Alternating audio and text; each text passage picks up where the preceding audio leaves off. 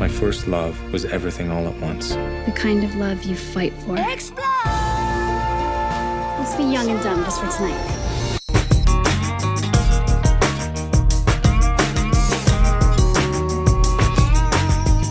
Let's talk about endless love. Yes. So, I'm watching this film, and there's that big true love speech. Yep. And for a minute, I'm like, they're 17. Do they really know what that means? Do you think that you can know what true love is at 17? I think that what the point of the movie is that at 17 or 18, you don't know what true love is. You just have this feeling of, well, you do know what true love is, sorry. You just have this naive sensibility on the subject matter because I think you're talking about the speech that I have with Bruce, right? Correct. And Bruce turns around and he says, what about mortgages and finances and like... the lame stuff. Yeah, adult stuff. And my favorite line in the movie is he turns around, David turns around and he says, well, isn't love the most important thing?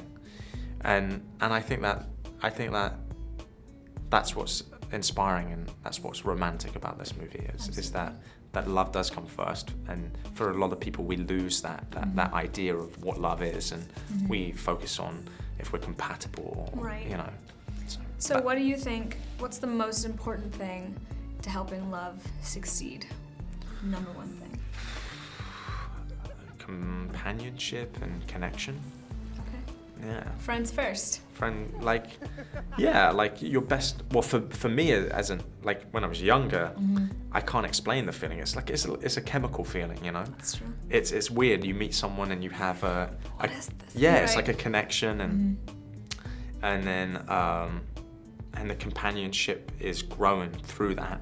But I think when you meet someone, they talk about love at first sight. But when you meet someone and you see them and then you start to talk to them and then there's some weird feeling inside. What's going on? Yeah, Yeah, that's like, kind of it. That's what love at first sight is. It's that chemical charge that you have with. Which is exciting. It's amazing. It's amazing. Can I just give you just a piece of advice? Oh, no, Hugh, please Speaking don't. as someone who's been married for over Oh. 2 decades, I mean, love is, you know, I mean, it's wonderful, but it's not all you need. I mean, you also need things like life insurance and PPOs and unromantic things like mortgages. I get that.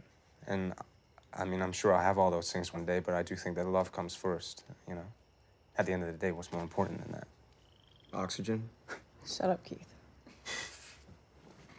You know, I've seen it firsthand. I know what it's like when it's there, and I know what it's like when it's not.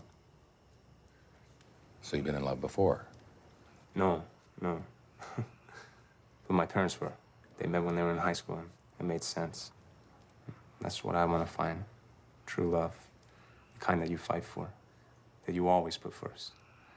That makes you want to be good and do better. And not just with any girl, but the girl. And when I find that, that's all I need.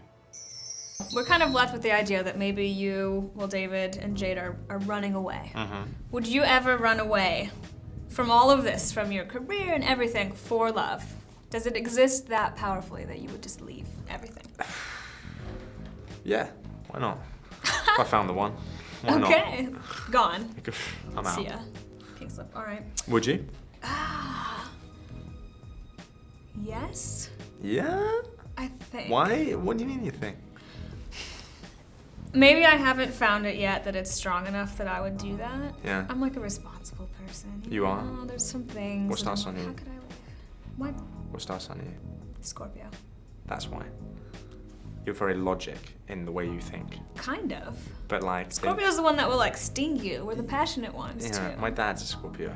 Like, he's Okay. very logic in the way that he thinks and like what he does and this and that. Sun signs. Yeah. It's a normal interview. Okay, so. I love how like I'm like the least person that thinks about star signs. Like, And then I'm the one that's like, what star sign are you? Well, I mean, if you're into that, it could matter with the whole chemistry thing. So my question now is, what would you go back and tell your 17-year-old self if you could go back? Well, at 17, I'd 100% run away from everything and It's done. and be in love and be somewhere in a shoebox somewhere with no money. Well, Yeah. So what would you tell 17-year-old Alex? Nothing.